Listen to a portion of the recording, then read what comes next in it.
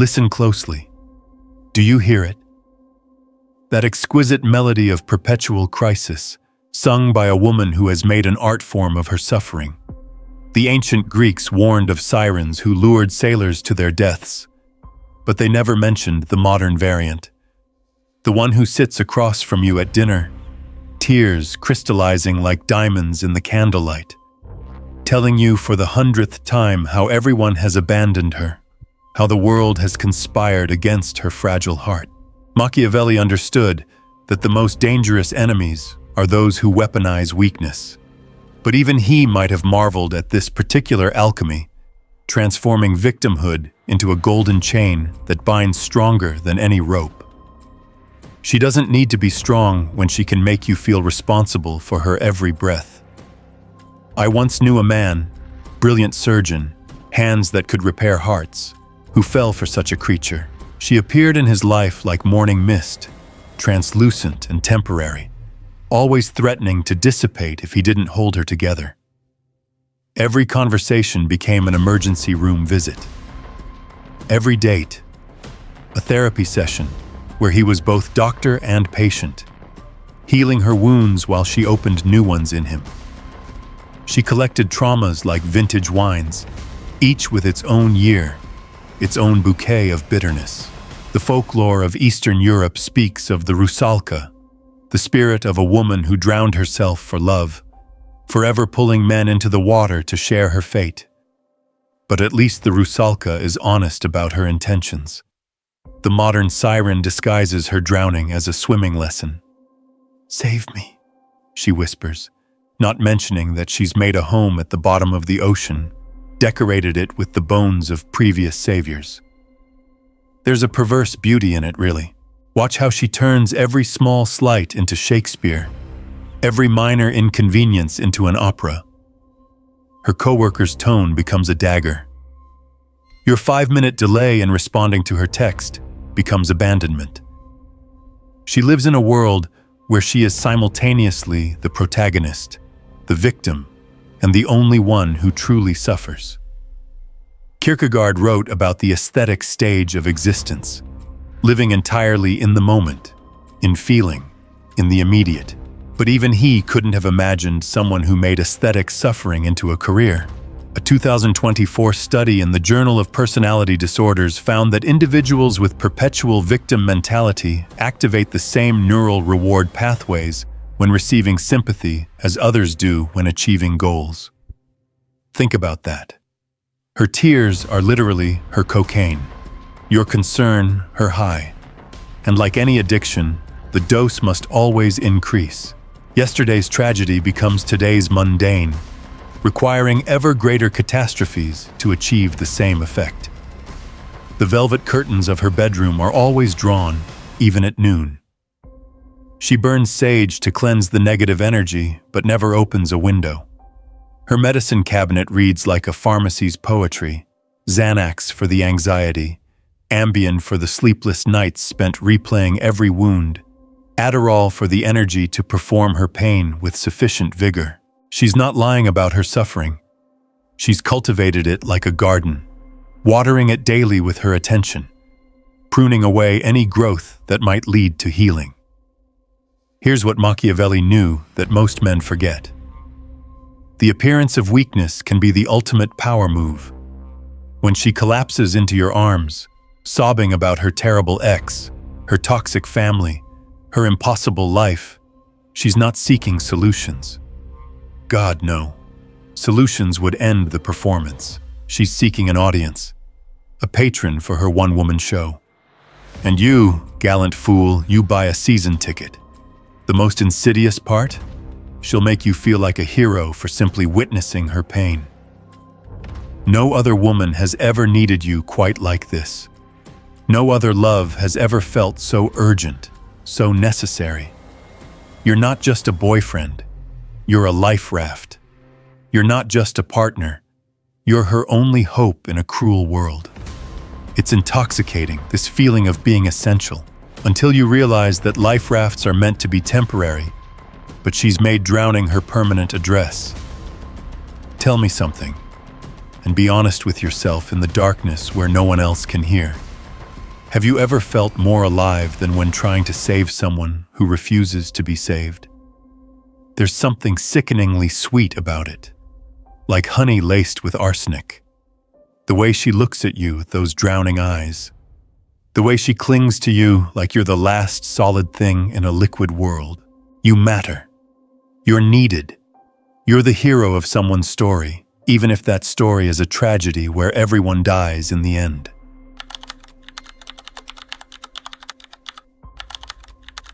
She loves the man you could be, but only after she's killed the man you are.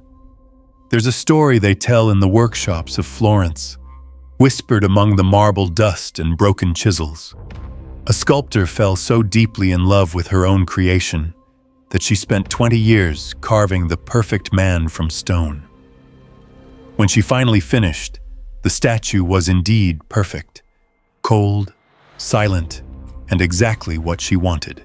She died embracing it, lips blue from the marble's chill, never understanding why it couldn't love her back. Modern women don't need marble. They have you. She enters your life with the eyes of an artist surveying raw material.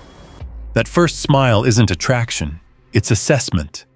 She's already seeing the finished product. You, but improved. You, but without that annoying laugh. You, but with better friends, meaning her friends.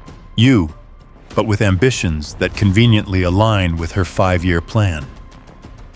Schopenhauer wrote that we don't see things as they are, but as we are. She takes this further. She sees you as she needs you to be. The project begins subtly. That shirt doesn't really suit you. A gift of cologne that smells nothing like what you'd choose. Your friend Jake seems problematic. Each suggestion wrapped in silk concern, each criticism cushioned with "I just want what's best for you." She's not controlling, you see. She's helping. She's investing in your potential. I watched this happen to my brother. 6 feet of stubborn independence, reduced to asking permission for his own opinions. She had a vision, him as a corporate executive, them as a power couple, their future children in preparatory schools. Never mind that he taught high school history and loved it. Never mind that he spent weekends restoring old motorcycles, hands black with engine grease and heart full of simple satisfaction. Those hobbies were juvenile. That career was beneath his potential. The Japanese have a practice called kintsugi, repairing broken pottery with gold, making the repaired piece more beautiful than the original.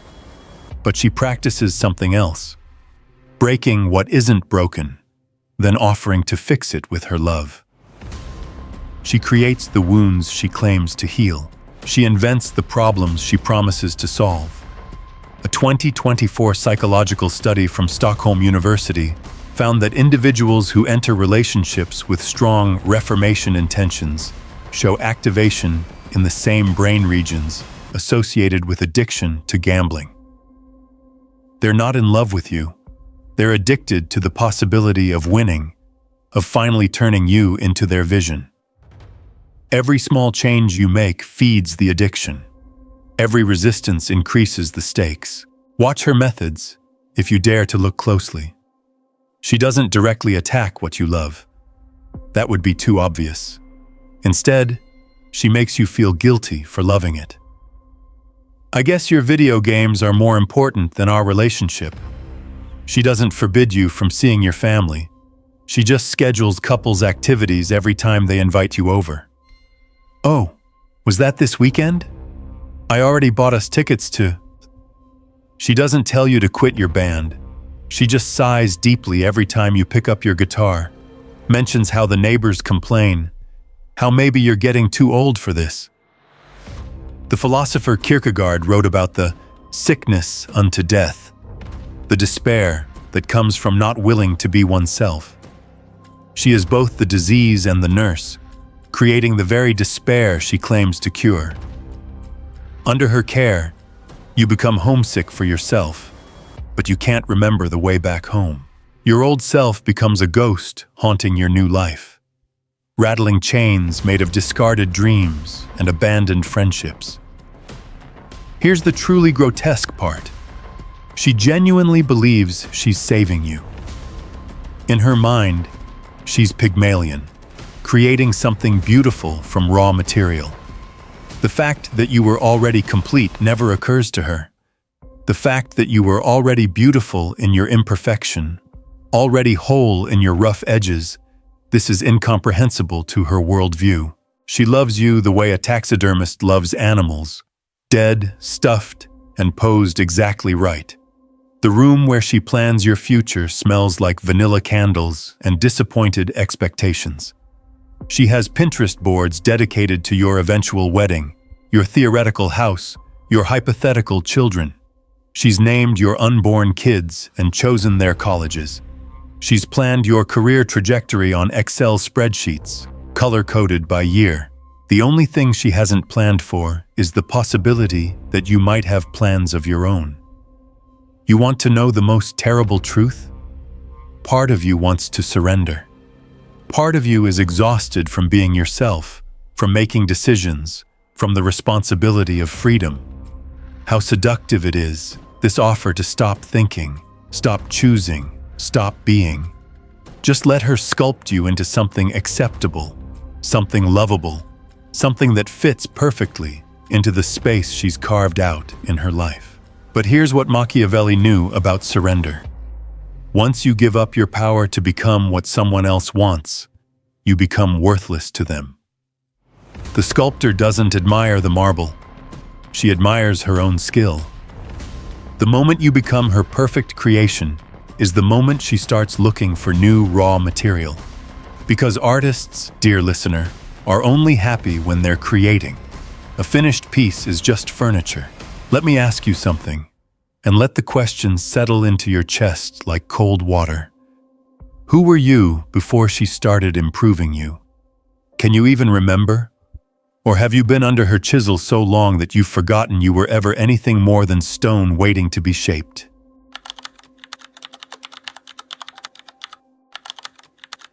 Her glow isn't hers. It's stolen from the people she drains. In medieval Persia, they tell of a jinn who couldn't create her own fire.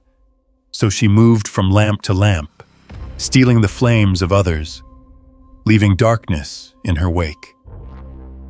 The peculiar thing was that people thanked her for visiting, mistaking their own light reflected back at them for something divine she possessed. She arrives at the party like a cosmic event, all gravity and pull, bending conversations toward her orbit. Watch how she feeds. It's almost beautiful if you can stomach the carnage. She doesn't just enter a room, she colonizes it. Every story someone tells becomes a reminder of her better story. Every achievement mentioned becomes a launching pad for her greater achievement. Your promotion? That's wonderful. It reminds me of your tragedy? I completely understand. Something similar but worse happened to me. Nietzsche wrote about the will to power, but he never met a woman who had weaponized relatability. She's done everything you've done but more intensely. Been everywhere you've been, but at a better time. Knows everyone you know, but more intimately. She's not lying, not exactly. She's borrowing. Your experiences, your connections, your energy, all absorbed and regurgitated with her face photoshopped onto them. I remember watching one at a funeral. Yes, a funeral. Turn the eulogy into her stage.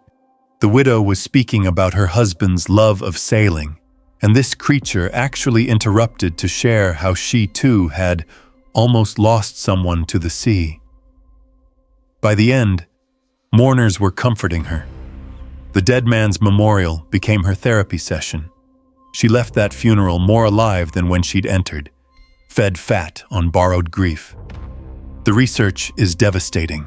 A 2025 study from the University of Copenhagen found that individuals with what they clinically call emotional vampirism literally show increased serotonin and dopamine levels after monopolizing conversations. Your exhaustion is her espresso, your depletion her dessert. She collects people like vintage wines, not to cherish, but to consume on special occasions. Her phone contains thousands of contacts, each one believing they're special to her, none realizing they're just entries in her emotional pantry. She remembers everything about you, not because she cares, but because information is currency and she's building an empire. The apartment where she holds court is decorated entirely with gifts from admirers, photos from events she was barely invited to, artwork created by friends who've since mysteriously disappeared from her life. It's a museum of conquered territories, each piece a small flag planted in someone else's world. The walls themselves seem to pulse with stolen vitality. Here's what makes her truly dangerous. She's incredibly useful. She knows everyone, can get you into anywhere, always has the connection you need. She's the social equivalent of a credit card with an unlimited balance and a hidden interest rate that compounds in ways you won't understand until you're bankrupt. Machiavelli would have admired the strategy. Make yourself indispensable while making others dispensable. She doesn't have relationships, she has arrangements. She doesn't have conversations. She conducts interviews where she's always the subject. Her favorite topic is her suffering, but the close second is her success. Both serve the same purpose, making her the center of gravity in any interaction. She's mastered the art of the humble brag and the strategic vulnerability, revealing just enough weakness to seem human while maintaining her position as the most interesting person you'll ever meet. Watch her social media. It's a masterclass in theft. Every photo is staged to capture someone else's moment with her at the center. Every caption is a subtle claim to someone else's experience. She was basically family at your cousin's wedding. She discovered that restaurant you've been going to for years. She inspired the song your boyfriend wrote, even though they've met twice. The French have a phrase, l'appel du vide, the call of the void, that strange urge to jump when standing at the edge of a cliff. She embodies something similar, l'appel du néant, the call of nothingness. The closer you get to her, the more you feel yourself disappearing. Your stories become less interesting after she's improved them. Your achievements feel smaller after she's contextualized them. Your own light dims because she's been siphoning it off, drop by drop, conversation by conversation. But here's the twist that would make even Schopenhauer laugh. She's absolutely miserable. All that borrowed light never warms her. All those absorbed experiences never become memories. She's like a prism that can split light into beautiful colors, but can never generate its own illumination. She goes home to darkness, scrolling through photos of other people's lives, planning tomorrow's performance, never understanding why she feels so empty despite being so full of everyone else. The old myths speak of vampires who can't see their own reflection. She's worse. She can only see herself reflected in others' eyes. Without an audience, she doesn't exist. Without someone to impress, she's nothing. She's the sound of one hand clapping, the tree falling in an empty forest, the star collapsing in on itself because it ran out of fuel to burn. So tell me, you who've read this far into the darkness, when was the last time you left a conversation feeling energized? Or have you grown so accustomed to being drained that exhaustion feels normal? How many of your own stories have you stopped telling because someone else tells them better, with themselves as the hero?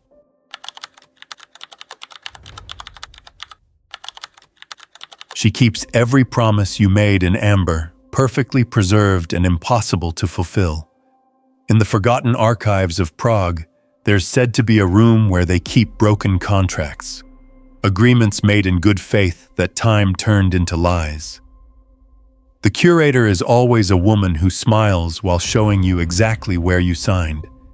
The ink still wet, though decades have passed. She remembers everything, not with the warm nostalgia of shared history, but with the cold precision of a prosecutor. That casual, maybe we'll go to Paris someday from your third date? She's been planning that trip for 4 years, and your failure to deliver is evidence in the case she's building against you. Every we should, every someday, every wouldn't it be nice, all of them carefully cataloged, waiting to be weaponized when you inevitably fail to make them real. But here's the perverse genius of it. She doesn't actually want you to fulfill these promises. If you booked that Paris trip tomorrow, she'd find reasons why it's wrong. Wrong time, wrong hotel, wrong you. Because it's not about Paris. It's about having permanent evidence of your inadequacy. A museum of your failures she can tour whenever she needs to feel superior. Kierkegaard wrote about the unhappiest man, the one who lives neither in the present nor the future, but in a past that never was and a future that can never be. She's created something worse, a relationship that exists entirely in the subjunctive mood, in the realm of what if and should have been. She's not dating you. She's dating the ghost of who you were supposed to become.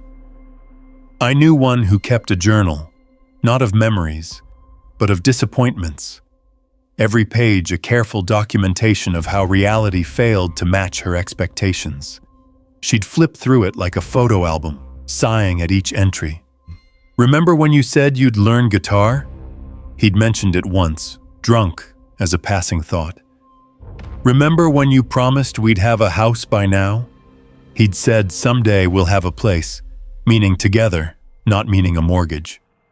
The 2024 research from the Institute of Behavioral Psychology in Vienna is chilling.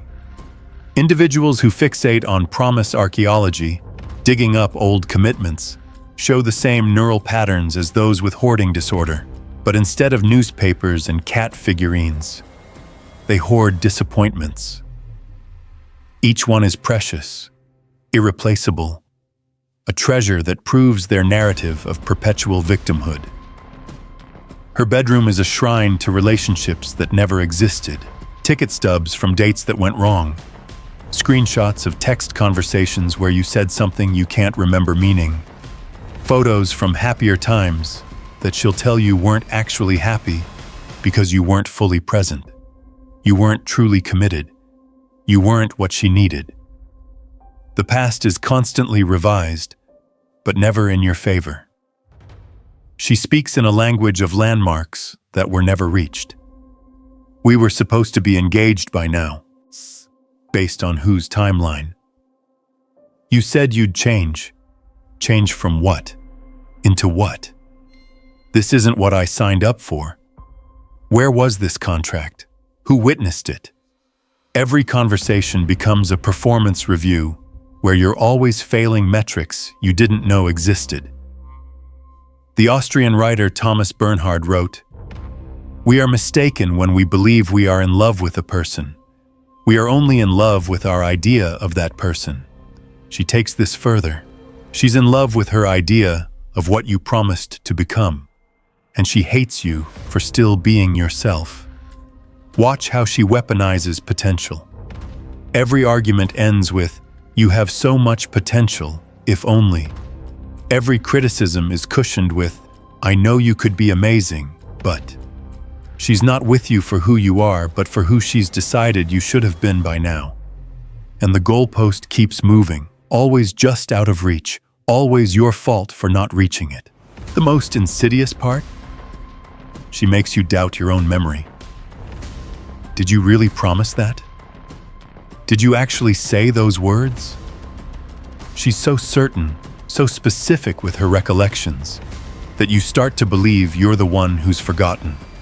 You find yourself apologizing for promises you're not sure you made, trying to fulfill obligations you don't remember accepting. There's a particular cruelty in how she handles the present. It's always tainted by the past's unfulfilled promises or mortgaged to future disappointments. This moment, right now, is never enough because it's not what was supposed to happen. You could be holding her under a perfect sunset, but she's thinking about the sunset you missed 3 years ago when you had to work late. Schopenhauer said that satisfaction is merely the temporary absence of want. She's created a system where satisfaction is impossible because want is retroactive. She wants things that can no longer happen. The proposal that should have come last year. The career change you should have made 5 years ago. The person you should have been from the beginning. The room where she keeps these expired dreams smells like old flowers. Not quite rotten, but past their prime, holding their shape but missing their essence. She tends to them carefully, these dead possibilities, watering them with tears and accusation, never letting them fully decompose into acceptance. Here's my question for you, delivered like a whisper in a library of failures. How many of your own dreams have died while you've been trying to resurrect hers? How many presents have you missed while apologizing for pasts you don't remember? And when, tell me truly, when did you stop making new promises because you knew they'd only become future evidence against you?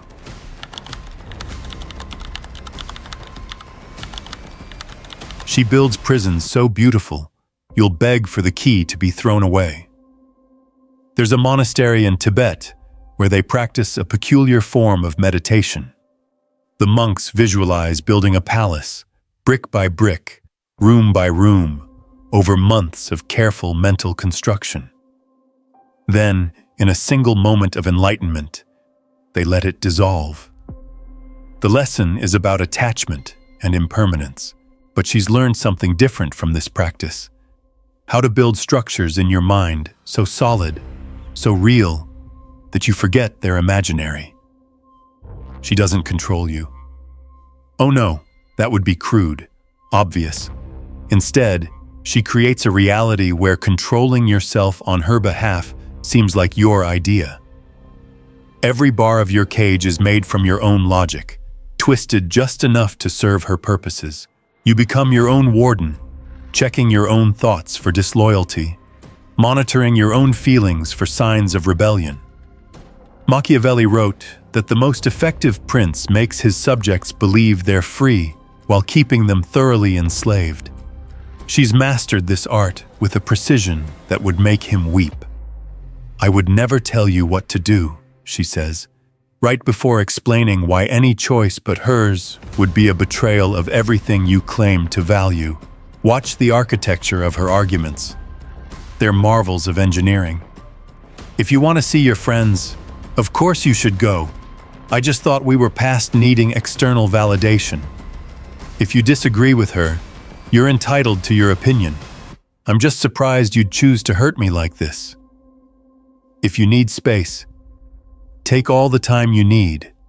I'll just be here dealing with my abandonment issues alone. I witnessed one master of this craft operate on a CEO, a man who commanded thousands, who made decisions affecting millions. In her presence, he couldn't choose a restaurant without a 30-minute discussion about what his choice really meant. She had him so thoroughly mapped that he'd internalized her voice. Even when she wasn't there, he heard her commentary. He'd catch himself at business dinners, wondering what she'd think of his laugh, his posture, his networking style. The 2025 study from the Karolinska Institute identified what they call cognitive architecture manipulation, the ability to restructure another person's decision-making framework without their conscious awareness. The subjects didn't feel controlled. They felt enlightened. They didn't feel trapped. They felt guided. The cage was invisible because they'd been convinced they'd chosen to stay in that exact spot anyway. Her apartment is organized like a psychological experiment. Everything has meaning, but only she knows the code. The placement of photos, the selection of books, the temperature of the rooms, all carefully calibrated to create specific emotional states. You think you're comfortable, but you're actually being processed. You think you're relaxing, but you're being programmed. She uses a language of false choices. Do you want to disappoint me now or later? Would you rather hurt me actively or passively? Every option leads to the same destination. You're wrong, you're guilty, you're in debt. It's like playing chess where every piece is hers, including yours. But she maintains the illusion that you're opponents rather than her playing against herself using your hands. Nietzsche spoke of the will to power, but she practices the will to architecture, the desire to build structures in other people's minds. She doesn't want to control your actions. She wants to design the mental landscape where those actions occur. Why force you to stay when she can make leaving feel like death? Why demand loyalty when she can make betrayal feel physically impossible? The most exquisite part of her design is how she makes you complicit. You build your own cage, bar by bar, each one forged from a decision you made freely. You chose to skip your friend's birthday because she was having a hard day. You decided to quit that hobby because it was causing tension. You concluded that your family was toxic after she helped you see the truth. Every restriction was your idea, your choice, your freedom exercised. Here's what would have fascinated Schopenhauer. She makes suffering feel like wisdom. Under her tutelage, every joy becomes suspect, every pleasure shallow, every happiness that doesn't include her seems fake. She's taught you that real love hurts, that true connection requires constant work, that authentic relationships are supposed to feel like drowning. You've been so thoroughly educated that happiness itself feels like betrayal. The walls she builds are made of fog. Try to push against them, and your hands pass through, but try to walk through and you're lost. You can never quite locate the boundary, never quite identify the moment of restriction. You just know that somehow, gradually, your world has shrunk to the size of her approval. She collects broken men like a scholar collects rare books, not to read, but to own, to know they're there on the shelf, spines cracked exactly how she likes them. Each one thoroughly convinced he's free. Each one mysteriously unable to leave. Each one building his own cage a little tighter every day, proud of his craftsmanship. Listen carefully, because this is the last truth, the one that crawls under your skin and makes a home in your bones. The most elegant prison is the one where the prisoner becomes afraid of freedom, where the cage feels safer than the world outside, where the architect has convinced you that the walls she's built are the only things keeping you standing. So here's my final question, asked not in mockery, but in genuine, terrible curiosity. If all the walls disappeared tonight, if every structure she's built in your mind suddenly dissolved, would you run toward freedom? Or would you frantically rebuild the cage yourself, terrified of who you might be without it?